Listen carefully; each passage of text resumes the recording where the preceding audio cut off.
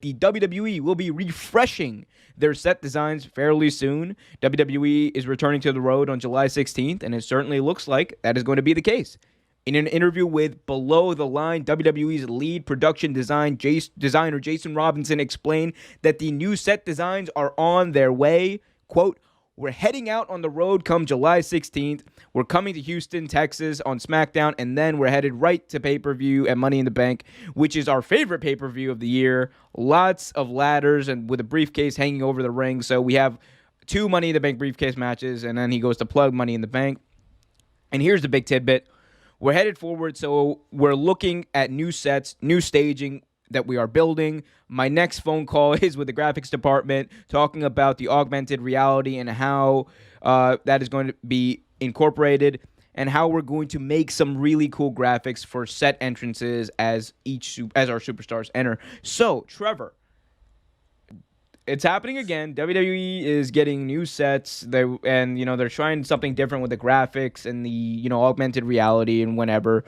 So that's cool. What would you like to see out of the new sets that WWE are going to create for fans when they come back? What's something you would like to see?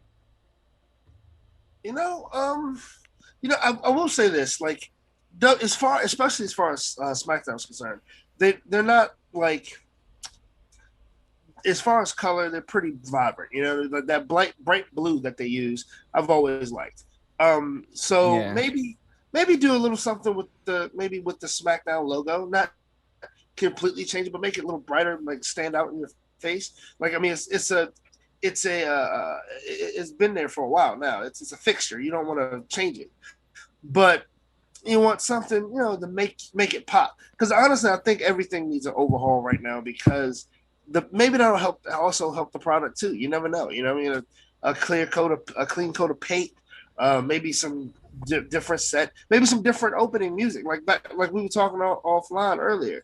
Like Raw and SmackDown used to have catchy opening songs, opening themes. Sometimes you don't always know the words, but you remember it. Thorn in your eye. Yeah. I mean, maybe that'll help as well. I would like to see more of that, like more of what brought you to the big dance, and to keep you in it. I don't think they should change, like keep changing because it's not helping now. Just do what helped you out before, like a catchy theme song, some great graphics, bright colors. I would love to see that. Yeah. I know every time this gets talked about amongst wrestling fans, the one thing everyone goes to is bring back the fist. Just bring back the fist. Just do it. Look, exactly. Dude, exactly. This is like it's easy. You want wrestling fans to care about SmackDown like habitually. Bring back the fist. This is something wrestling fans have wanted for a long time. That it was the best part about any set. Like even the Raw, the big Titantron, that was cool. But the fist on SmackDown, everyone loved that. Everyone loved that. It doesn't even have to be the same fist. It was the best part about any set they've had. It was arguably the best set that they've ever had for any show they've done. And I think bringing that back would really make people interested and care. That being said, Trevor, the one thing I've noticed, this always happens every few years. They have a draft and they change the colors and they change the sets and everything's like they rebrand and they're like, oh, look at this bigger, better than ever. And then they forget about it.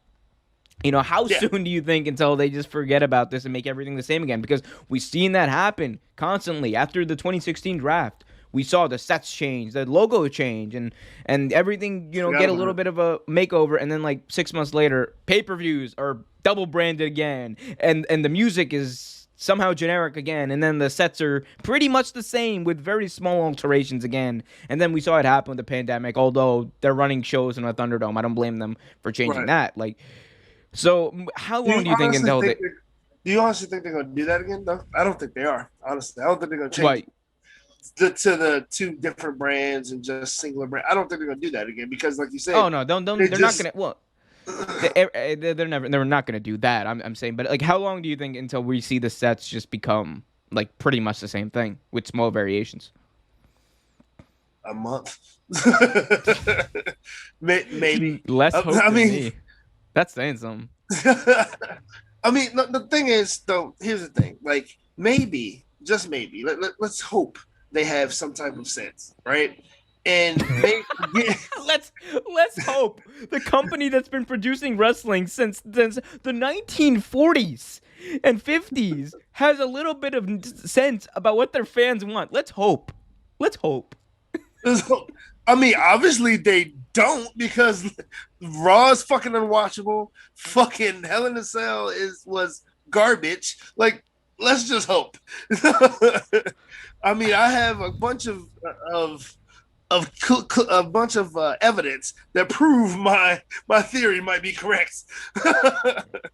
But no, I mean, look, what I mean is, like, let's just hope that they take after the pandemic, whatever, and get a chance to, like, revamp and reinvigorate everything, and maybe it'll help a little bit, because honestly, it couldn't hurt at this point. You know what would help? If they just rebooted everything. Like Raw, just you know what? Raw, that's what you know. What? Honestly, no, don't do it with SmackDown. Do it with Raw. For Raw, reboot all your storylines. I'm dead serious. No, like I know Nitro did it. I totally agree with you. Yeah, I know Nitro did it right, and they got a lot of flack for it because, like, let's be honest, the storylines they did afterwards weren't that good anyway. But have just like, I want Vince McMahon to open the show and be like, "Look, I'm sorry." He should just say, "I'm sorry. We're starting fresh with this one. It's gonna hit complete reset. New, like, everything you've remembered over the past 2 years. Forget it. Just forget it. Yeah, just restart the whole thing. Just start it. Just restart the whole thing, and because they do it all the time anyway. Look what they did with Aleister Black. He cost Big E the Intercontinental title, and then he gets cut the next day. And then what's Big E supposed to do? You know what they're doing with Big E though, right? He's being moved over to Raw. Apparently after the draft, that's when he's gonna return, and he's gonna be over there. He's gonna be on the same brand as the New Day, except he's not gonna be with the New Day. God. So that's going to be interesting. Thanks for watching this video from Real Take Sports Talk. Remember to like, share, subscribe, hit that notification bell so you get notified whenever a new video is released. Also, remember to check out our live show every single Thursday at 8 p.m. right here on the YouTube channel. And remember, keep it real.